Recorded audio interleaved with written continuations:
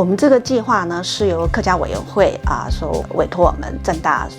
来承接执行的，叫做建制台湾客语语料库的一个计划。语料库它就是一个非常大型的语言文字的一个集合体。从资讯的观点，我觉得客语语料库有2层的意义。那第一层呢，其实它就是一个语言的 DNA。那就像生物的物种一样，语言也是需要保存的。那透过客语语料库呢，我们可以收集跟保存客语的语料，那其实就是为客语保存了它的语种的 DNA。那这个会有利于说我们客语对下一代的一个传承跟延续。第2层的意义呢，其实就是客语的一个大数据。透过客语语料库的一个收集，我们可以建置大量客语的实际使用的一个资料，这个有利于说日后我们发展客语的数位学习。那甚至导入 AI 技术之后呢，我们可以发展客语的翻译这种比较先进的一个功能。以前我们想象客语的保存可能是在家教，在学校教，可是现在是一个数位的时代，所以客语的语料库的出现或者是建立，其实就是在往数位学习的方向发展。客委会的长官在过去这2年里面对我们的期待好像已经开始到了更加多元的应用的这个角度在发展中。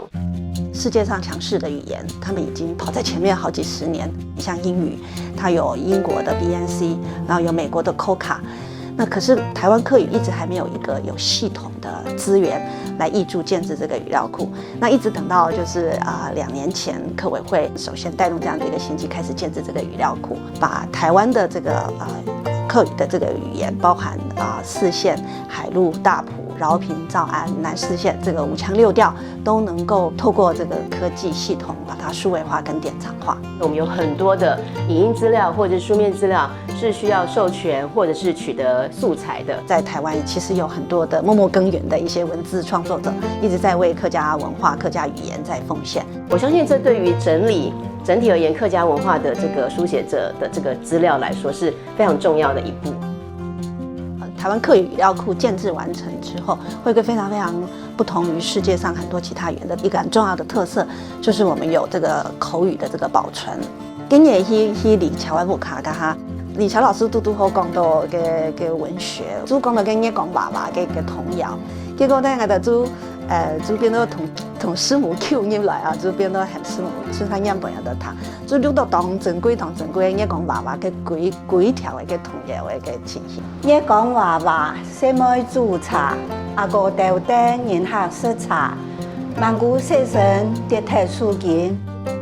客委会透过这个中高级认证的这个考试，栽培了非常非常多的新传师。我们需要很多的人力来投入，来帮忙我们把收集到的这个客语的这个口语可以能够转写出来。所以我们有这个新传师的培训。可是对下的新传师来讲，觉得当社会有相都讲原来讲嘅话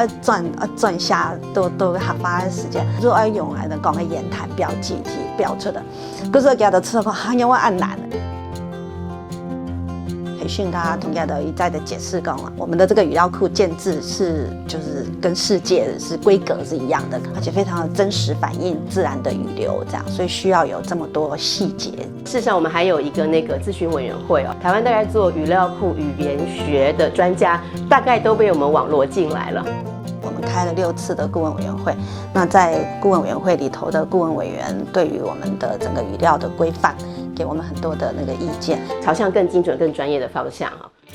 语料库的建制，客委会当时是5年期的规划，然后它分3个期程。到第1期程结束，看到那个